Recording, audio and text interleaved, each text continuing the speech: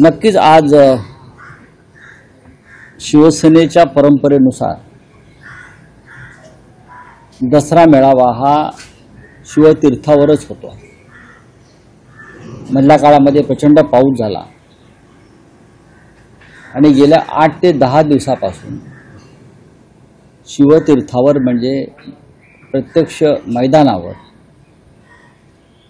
असंख्य शिवसैनिक हे शिवतीर्थावरच सभा व्हावी यासाठी पाणी बाहेर काढणं मैदानावर किंवा चिखल कमी करण्याचा प्रयत्न करणं त्यासाठी अक्षरशः झटत आहे। शिवसेनेचे खासदार अनिल देसाई त्या भागातले आमचे आमदार महेश सावंत सर्व पदाधिकारी स्वतः उद्धव ठाकरे त्याच्यावर लक्ष ठेवून आहेत। कारण परंपरा ज्या असतात ज्या हिंदू हृदय सम्राट बाळासाहेब ठाकरे यांनी आम्हाला आखून दिलेल्या आहेत त्यात खंड पडू नये। मग चिखल असेल, वादळ असेल, पाऊस असेल, संकट असेल, हा मेळावा व्हायला पाहिजे। विचारांचं आदान प्रदान, विचारांचं सोनं लुटलं गेलं पाहिजे। महाराष्ट्रातल्या जनतेला शिवसेनेकडून एक दिशा मिळायला हवी, मार्गदर्शन मिळायला हवं, ही आमची भूमिका आहे। त्यानुसार आज संध्याकाळी हजारो शिवसैनिक हे महाराष्ट्राच्या कानाकोपऱ्यातून मुंबईला पोचले आहेत, निघाले आहेत, ते पोचतील आणि आजचा मेळावा हा नेहमीच्या पद्धतीनं विशाल आणि विराट होईल। रावसाहेब, नेहमी म्हटलं जातं किंवा शिवसेना हा नेहमी प्रचार करते की विचारांचं सोनं लुटायला या, पण यंदाचा जो दसरा मेळावा शिवतीर्थावर पार पडतो आहे, चिखल आहे सर्वत्र शिवाजी पार्कमध्येही। शिंदे शिवसेनेचे नेते काही म्हणतायत की शिवाजी पार्कमध्ये चिखल आहे आणि उद्धव ठाकरे व्यासपीठावरून चिखल फेकून हो, चिखल फेकायला पाहिजे। त्यांना माहीत नसेल सांगतो, या हिंदू संस्कृतीमध्ये असे अनेक सण आहेत ज्याचा चिखलाशी संबंध आहे। शिमगा असेल किंवा अन्य काही असतील, विदर्भात काही असे सण आहेत, त्यांना हिंदू धर्म आणि संस्कृती माहितीच नाही। दुसरं आहे, नरेंद्र मोदी सत्तेत आल्यापासून किंवा भाजपच्या हाती सत्ता मिळाल्यापासून त्यांनी एक नवीन परंपरा सुरू केली, ती म्हणजे गद्दारांचे मेळावे। आधी निष्ठावंतांचे मेळावे होत होते, पण भाजपच्या प्रेरणेनं, अमित शहांच्या प्रेरणेनं मुंबई महाराष्ट्रात गद्दारांचे मेळावे व्हायला लागले। आता गद्दारांच्या मेळाव्यावर चिखल नाही फेकायचं तर काय करायचं? पारिजातकाची फुलं फेकायची का बकुळीची फुलं फेकायची? पार्कातला जो चिखल आहे शिवतीर्थावरचा, त्या चिखलात त्यांना लोळवावंच लागेल। हिंदू हृदय सम्राट बाळासाहेब ठाकरे जरी असते तरी त्यांनी तेच केलं असतं। ज्याची त्याची जी लायकी असते त्यानुसार त्याच्यावरती त्या गोष्टींचा वर्षाव करायचा असतो। त्यानुसार आज गद्दारांवर जर चिखलफेक होणार असेल, जर कोणी करणार असेल तर त्यात चुकीचं आहे असं मला वाटत नाही। पाकिस्तानबरोबर क्रिकेट खेळणाऱ्यांवर चिखलच फेकला पाहिजे आणि त्यांचं समर्थन करणाऱ्यांवर ते जास्त चिखल फेकला पाहिजे। हा राष्ट्रवादाचा प्रश्न आहे। हा प्रश्न जेव्हा राष्ट्रवाद, महाराष्ट्र धर्म, संस्कृती येते आणि त्याच्याशी बेईमानी करणाऱ्यांचा येतो, तेव्हा ज्याला जी भाषा समजेल त्या भाषेमध्ये उत्तर द्यावं, ही या महाराष्ट्राची परंपरा आहे। पण शिवतीर्थावर असलेला चिखल आणि शिवसैनिकांची गर्दी, असं वाटतंय की यंदा आव्हान आहे? अजिबात नाही, उद्धव ठाकरेंपुढे आम्हाला कधीच आव्हान नव्हतं। जर आव्हान असतं तर आम्ही चिखलामध्ये गेलोच नसतो ना। जर आम्हाला आव्हान वाटलं असतं तर हट्टानं शिवतीर्थावरच आपण मेळावा करूया, हा हट्ट आम्ही पुढे नेलाच नसता। ज्या अर्थी आम्हाला पूर्ण खात्री आहे की निष्ठावंत शिवसैनिक ऊन, वारा, पाऊस, वादळ, चिखल तुडवीत येतील आणि विचारांचं सोनं घेऊन जातील महाराष्ट्राच्या कानाकोपऱ्यात, त्यानुसार ते येतील। पहा तुम्ही संध्याकाळी काय नजारा आहे तो। महापालिका निवडणुकीला 90 दिवस बाकी आहेत। युती मनसेसोबत होणार का, महाविकास आघाडीचं काय होणार, या सगळ्याची उत्तरं आजच्या या मेळाव्यानंतर मिळतील, नक्कीच मिळतील। कारण संभ्रम आहे। संभ्रम असण्याचं कारण नाही कोणत्याही विषयावर। मग शिवसेना असेल माननीय बाळासाहेब ठाकरेंची, किंवा सन्माननीय राज ठाकरे यांच्या नेतृत्वाखालचा महाराष्ट्र नवनिर्माण पक्ष असेल, आमच्या भूमिका स्पष्ट आहे. माननीय उद्धव ठाकरे आणि राज ठाकरे यांच्यामध्ये अनेकदा चर्चा आणि संवाद झालेले आहेत. पण मीडियाला असं वाटतं की ताबडतोब आताच काही घोषणा आणि भूमिका जाहीर कराव्या. तसं होत नाही.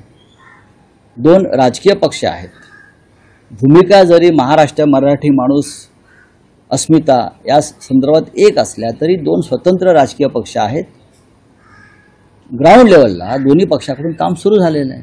याच्यापेक्षा मी जास्त काही सांगू इच्छित नाही, कारण ती भूमिका जाहीर करण्याचा जो अधिकार आहे तो दोन्ही पक्षाच्या प्रमुख नेत्यांचा, म्हणजे माननीय उद्धव ठाकरे आणि माननीय राज ठाकरे हेच एकत्र येऊन आपल्या भूमिका जाहीर करू शकतात. मी तुम्हाला फक्त त्यातला संदर्भ देऊ शकतो. नाही, पण राऊतसाहेब, दसरा मेळाव्यानंतर, कारण आता निवडणुकांना अवघे 3 महिने शिल्लक आहेत असं म्हटलं जात आहे, तर दसरा मेळाव्यानंतर अधिकृतरित्या दोन्ही पक्षांमध्ये जागा वाटपाचा फॉर्म्युला असेल किंवा अन्य काही राजकीय विषय असतील, यावर बैठका सुरू होतील.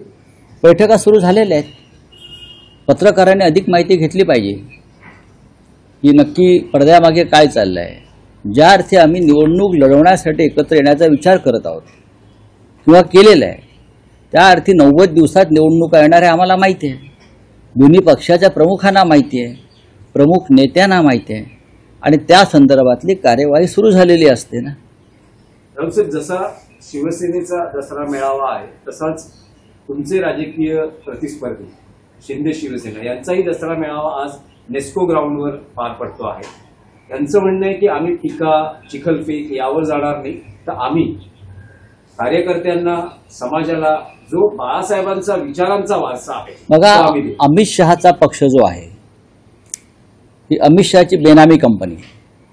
तुम्ही जो काय शिंदे सेना वगैरे म्हणताय, हा अमित शहाने स्थापन केलेला पक्ष कार्यकर्त्यांना काय मार्गदर्शन करणार?